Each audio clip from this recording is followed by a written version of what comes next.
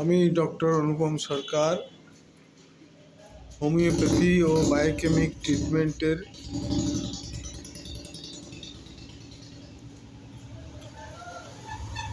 কিভাবে সর্দি সারানো যায় সেই সম্পর্কে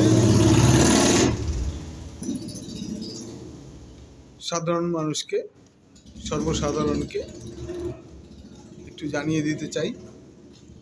ডাক্তারের কাছে তো সবাই যান, কিন্তু নিজেদের মধ্যেও যদি নিজেরাও যদি জানা থাকে তবে তৎক্ষণাৎ ডাক্তারের কাছে যাওয়ার আগেও আপনারা নিজেরা নিজের ট্রিটমেন্ট করতে পারবেন। 1 নম্বর, শীতকালে যদি সর্দি হয় সেক্ষেত্রে কস্টিকাম 30 আমাদের সর্দি কাশির খুব ভালো ওষুধ।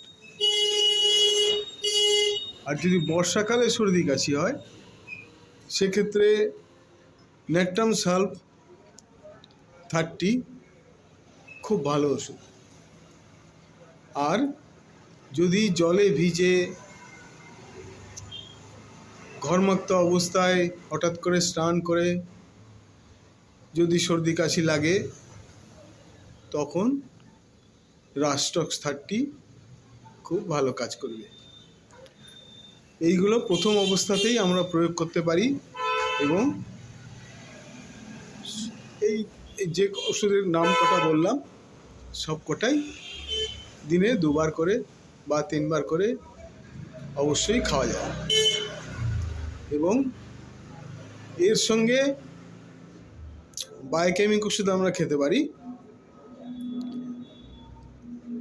ফেরামফস 66 আর ক্যালিমিউর 66,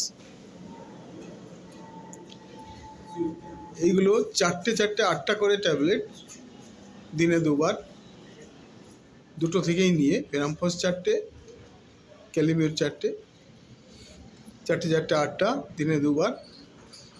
অন্য ওষুধের সাথেও কিন্তু এটা খাওয়া যায়। আর যদি খুব কাশি হচ্ছে, অনবরত কাশি হচ্ছে, কাশি কিছুতে আটকানো যাচ্ছে না, সেই ক্ষেত্রে কিন্তু আগের ওষুধগুলো ছাড়া বায়োকেমিক,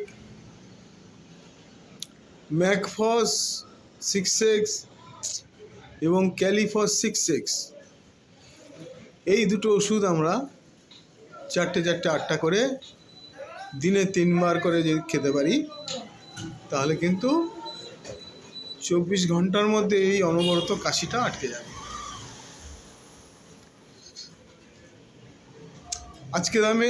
আজকে তাহলে এই পর্যন্ত আমি বলে শেষ করছি।